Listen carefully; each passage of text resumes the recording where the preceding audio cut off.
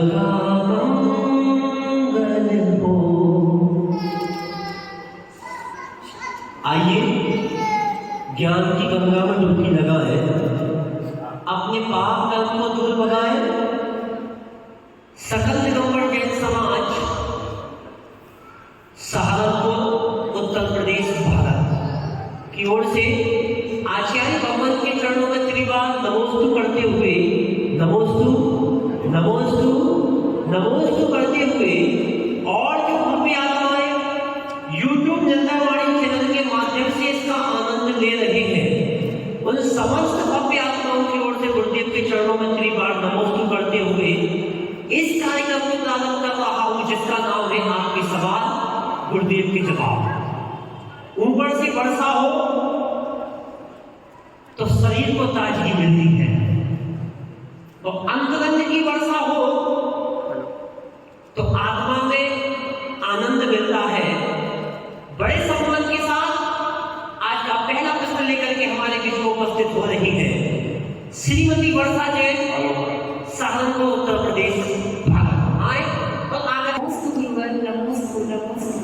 गुरुदेव, हम गृहस्थ अवस्था में रहते हुए परिवार चलाना है, बच्चा छोटा है, तो किस तरह से धर्म मार्ग पर चले कि आगे जाकर भविष्य में आर्य का पद भी ग्रहण कर सके, कि उस मार्ग पर चले। आशीर्वाद देहरादून की ईश्वरी है, सहारनपुर की। गृहस्थ जीवन में रहकर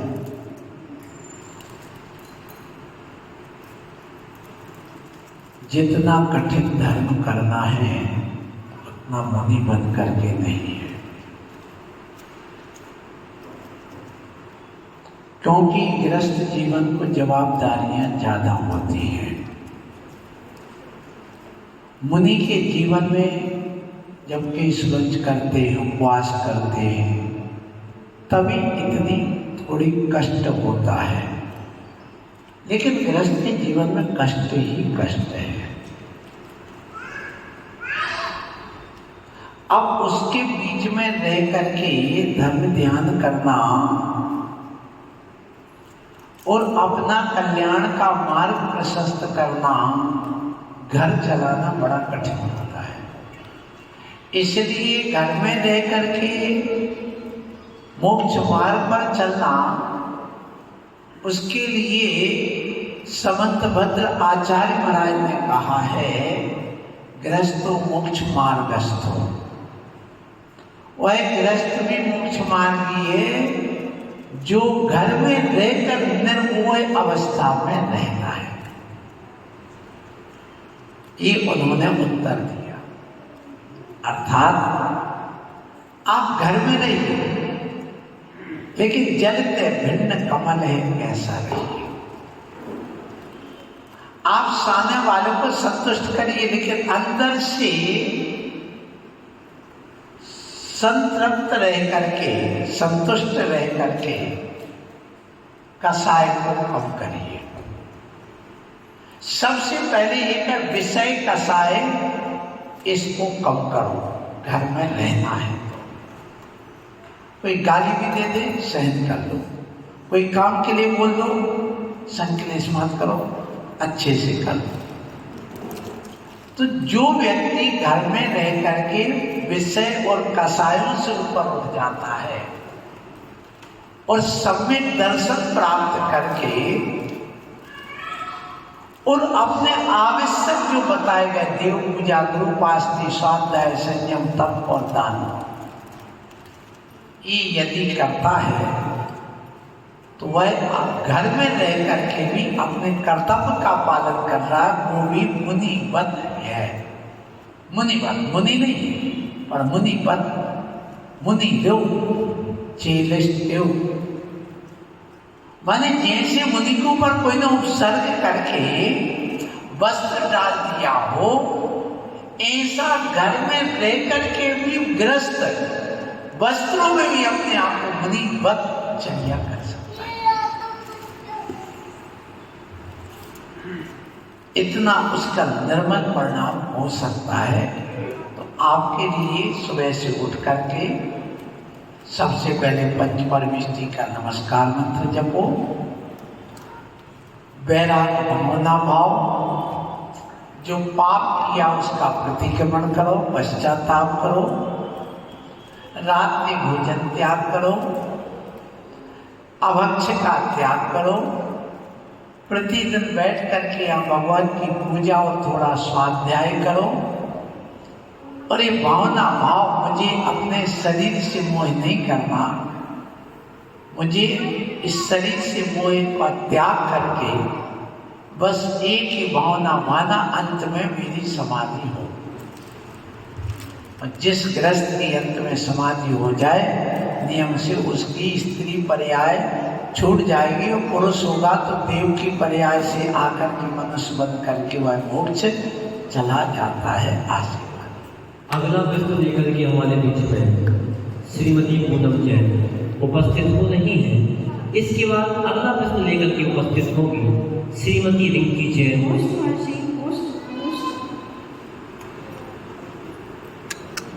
चलो सिर ढक करके प्रश्न करिए। दो चीजें हमेशा ध्यान रखना। एक चौके में जब कभी आहार देते हैं तो सिर्फ तीर्थंकर भगवंतों की वाणी के कैसे शरण में तो सभी जीव अपनी अपनी भाषा में समझ लेते हैं, तो फिर भी तीर्थंकर कन्हल स्वामी की जरूरत क्यों पड़ी? बहुत अच्छी बात।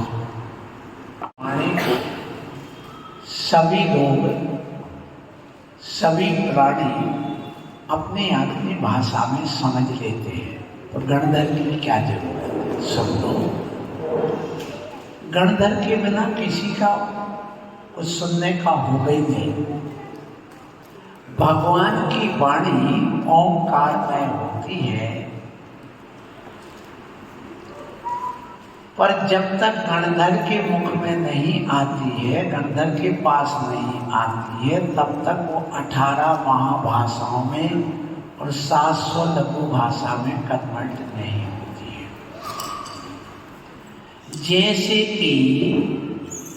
जैसे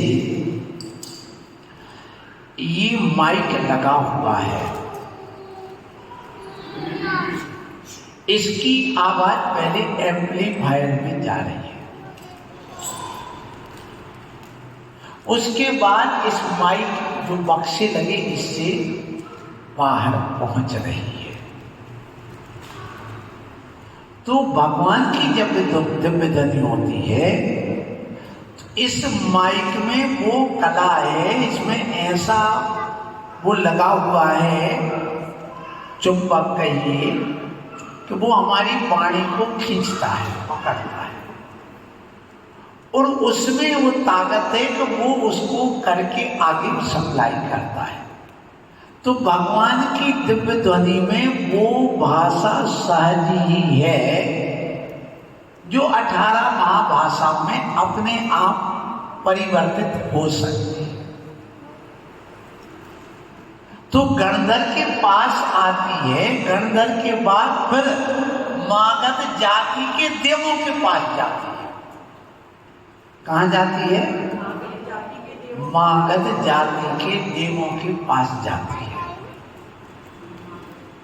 फिर वहां से 18 भाषा और 700 लघु भाषा में वे मागध जाति के देव कन्वर्ट करके सुनाते हैं।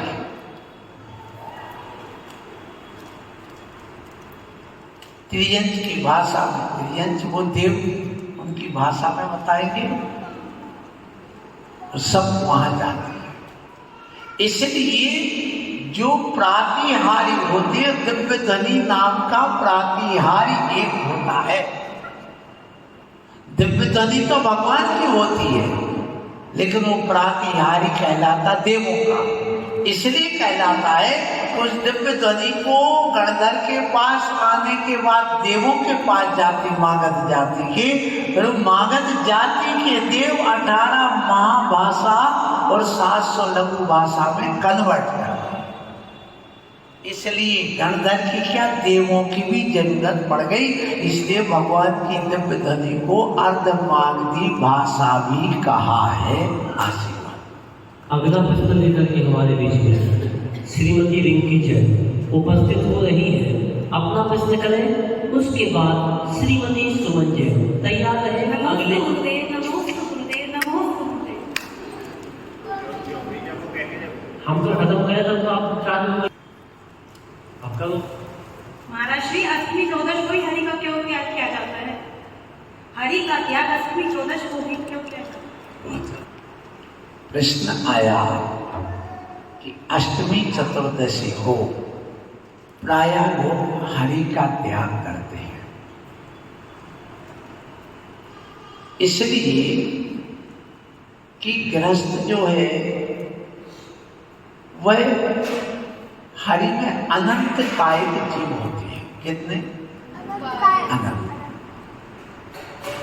सभी में असंख्यात जीव होते हैं। ये पत्थर पर बैठे इसमें भी असंख्यात जीव हैं, जो प्रतिमा रखी है इसमें भी असंख्यात जीव हैं। सुन लो, आरती मत जलाओ, जो आरती का निषेध करते हैं उनको प्रतिमा रखने का भी निषेध करना चाहिए। क्यों? दीपक में यदि असंख्यात जीव है, दीपक यदि एक इंद्रिय है तो ये प्रतिमा भी एक इंद्रिय है, इसमें भी असंख्यात जीवों की उत्पत्ति और हिंसा हो रही है। तो कल से प्रतिमा रखना बंद करो। कहते नहीं कर सकते, लेकिन हरि त्याग कर सकते। क्यों? क्योंकि देखिए, पृथ्वी कायक, जल कायक, अग्नि कायक, वायु कायक, इन चार स्तरावों में असंख्यात जीव उत्पत्ति होती है, लेकिन वनस्पति में अनंत जीव होते हैं। यदि तुम एक भिंडी लाए हो तो भिंडी टूटने वाली है, इसका मतलब वो साफ प्रतिष्ठित प्रतीक है। आप खीरा लेके आए, उसमें बीज ढंग से नहीं हुए, पतली है, छोटी है, उसमें अनंत जीव हैं साफ प्रतिष्ठित। जितने आलू में उतने उसमें हैं, इसलिए गृहस्थ को कहा गया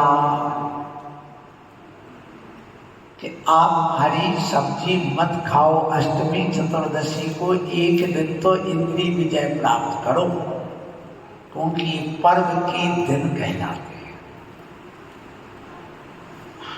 अष्टानिका पर्व, पर्युषण पर्व, 16 कारण पर्व, अष्टमी चतुर्दशी, ये शाश्वत अनादिकालीन पर्व है।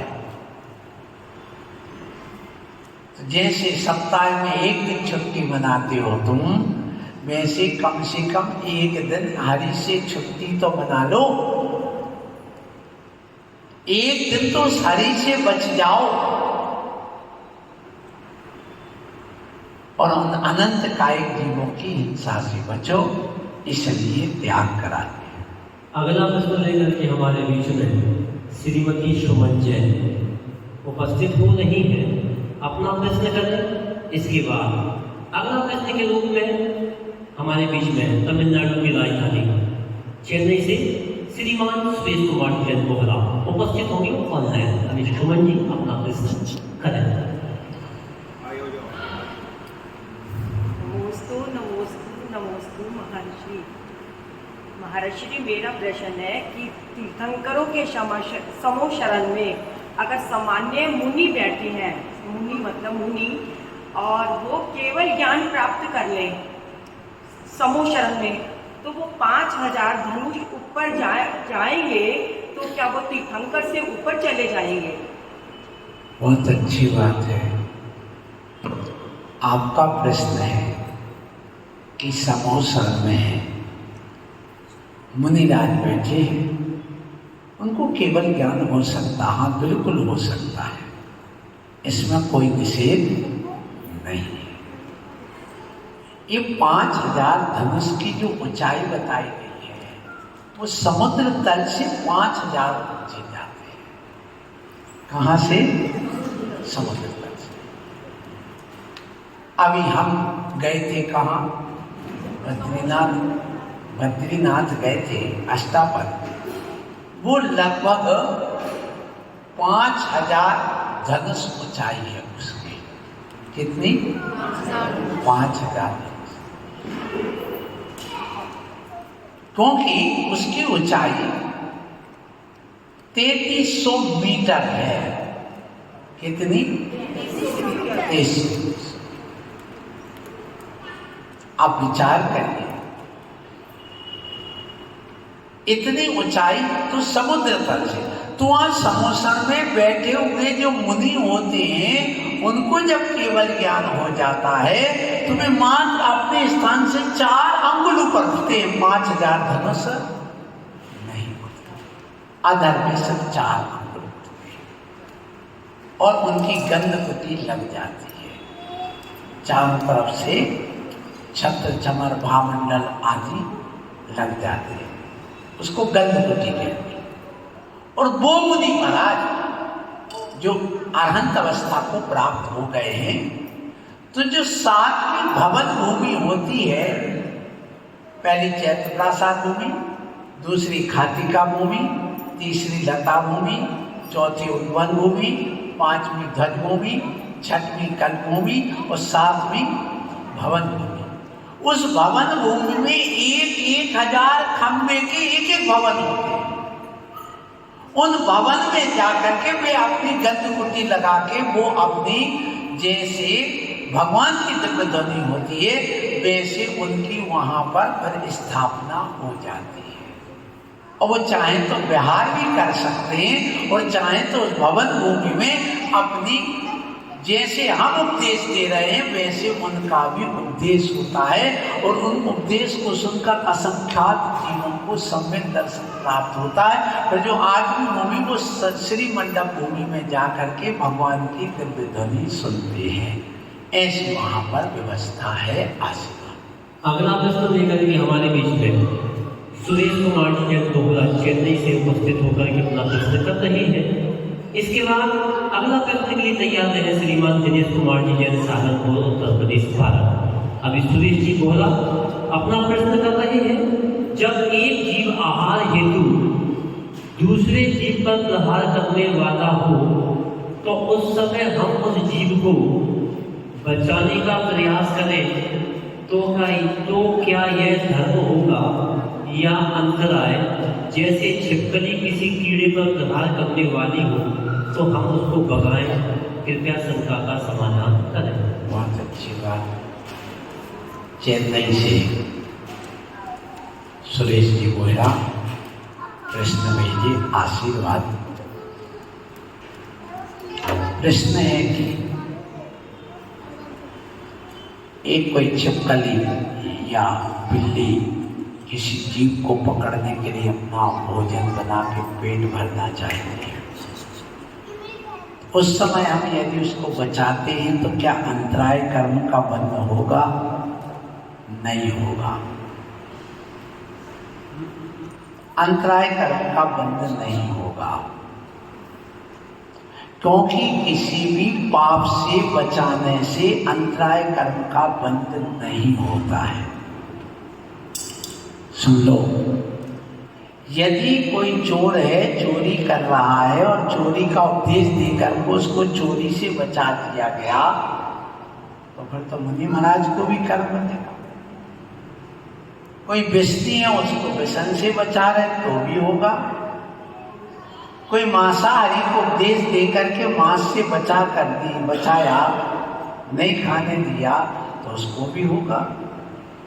कहते नहीं, ऐसा है कि अच्छे कार्य में विघ्न डालने से अंतराय कर्म का बंध होता, बुरे कार्य में विघ्न डालने से अंतराय कर्म का बंध नहीं होता। यदि किसी जीव को बचाया जा रहा है तो बुरा कार्य नहीं है, अच्छा कार्य है, इसलिए वह धर्म कार्य ही कहलाएगा। ये ध्यान रखो। इसलिए अपन को वहां बचाने का कार्य ही करना चाहिए। आशीर्वाद। अगला प्रश्न लेकर के हमारे बीच में श्रीमान दिनेश कुमार जी जैन सहारनपुर उत्तर प्रदेश भारत आए, आकर के अपना प्रश्न करें। इसके बाद नहीं याद है श्रीमती दीप्ति जैन अगले प्रश्न के रूप में। नमोस्तु। आपने सामाजिक पाठ लिखा, मैंने पढ़ा हो, मेरे अंतरंग को छू गया हो, तब से मेरा मन करता है कि मैं भी समाज करूँ। तुम्हारा श्री हम जीवन के लिए समय की क्या विधि है और समय में हम क्या सिद्ध करें? बहुत अच्छी बात है। ये थोड़ी सी जानकारी दे दूं।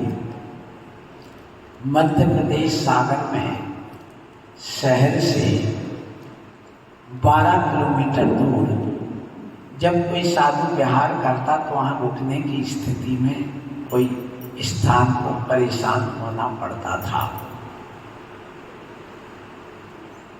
तो वहाँ इंडस्ट्रियल एरिया है।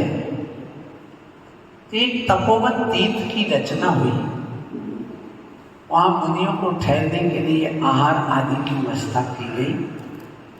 ये 5 से 7 साल हो गया लगभग। वहीं पद्म प्रभु भगवान की प्रतिमा भी स्थापित की गई। जब मैं उस क्षेत्र पर पहुंचा तो मेरा बहुत मन लगा सामायिक में, और वहाँ 5 दिन में ये सामायिक पाठ पूरा लिखा गया 40। अब ये पद्म प्रभु 40 भी तैयार किया है। पर्वतों को देखते देखते 15 दिन में पूरा 40 लिखा गया। कहाँ तक? बद्रीनाथ तक पहुँचते पहुँचते। और कहाँ से चालू किया था? वो था देवप्रयाग से, वहाँ से चालू किया।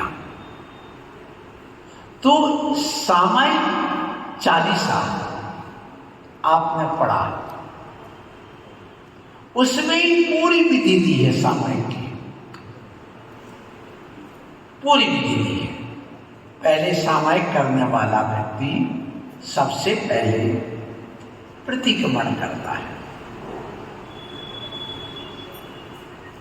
इसलिए जो भी मेरे द्वारा अपराध हो क्षमा क्षमा हो भगवान। 4 दिशा में आवर्त करता है, कायुष्य का दिग्बंधना करता है। सामायिक की विधि सुनना,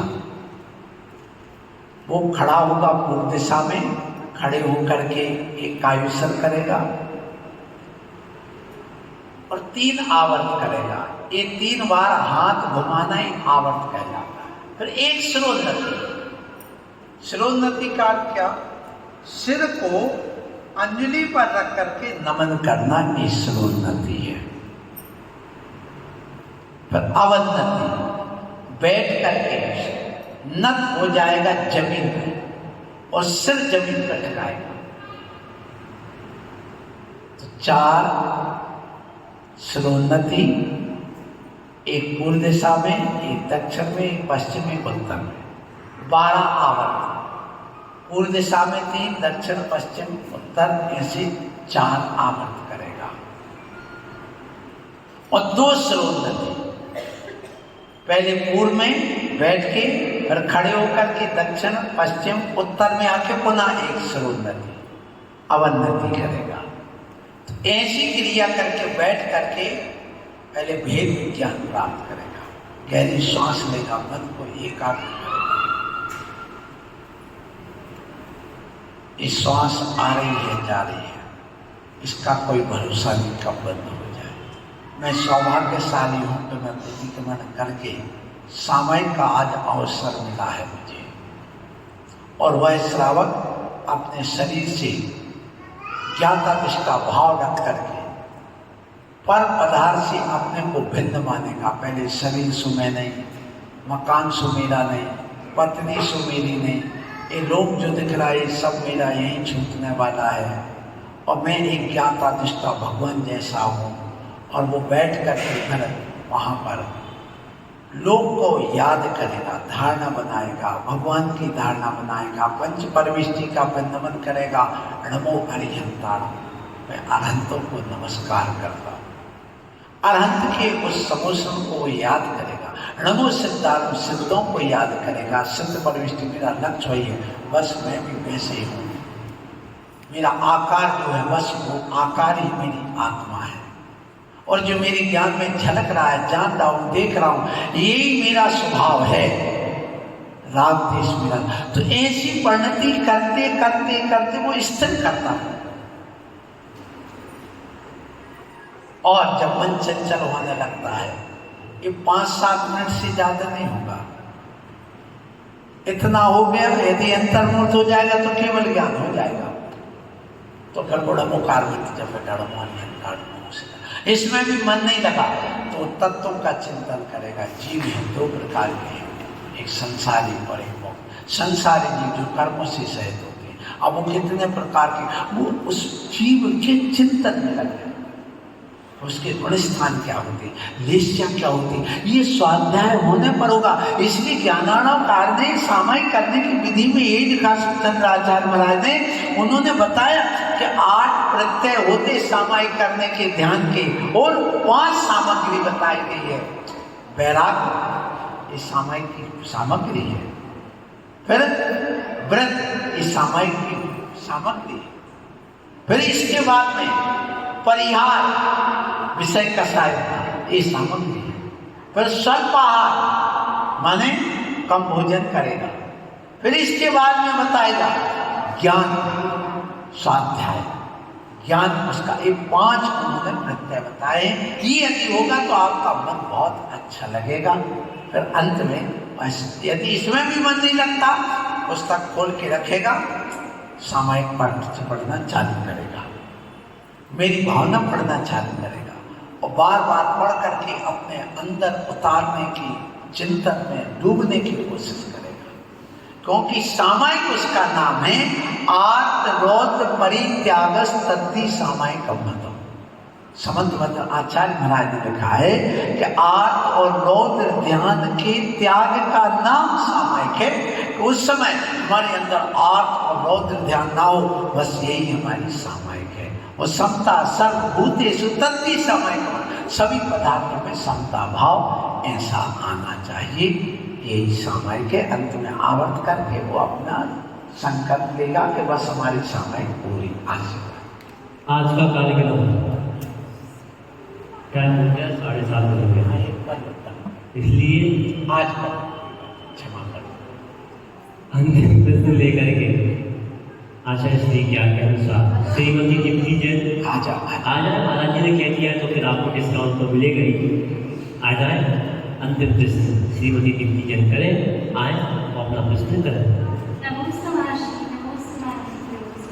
आज की मेरा प्रश्न ये है कि जैसे मैंने 64 रिद्धि के व्रत किए हुए हैं, तो 64 रिद्धि के व्रत में हम जब 64 हो जाए तब उद्यापन करें, या 65 होने के बाद उद्यापन करें?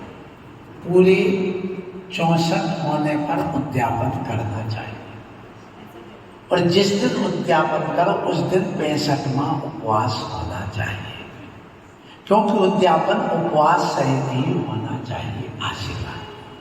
समय अपनी गति से बढ़ रहा है, समय भाव के कारण से ऑनलाइन एक 2 प्रश्न और भी थे, लेकिन हम भी साथ, तुम भी साथ, वो घड़ी भी कह रही है कि बज गए हैं 7:30।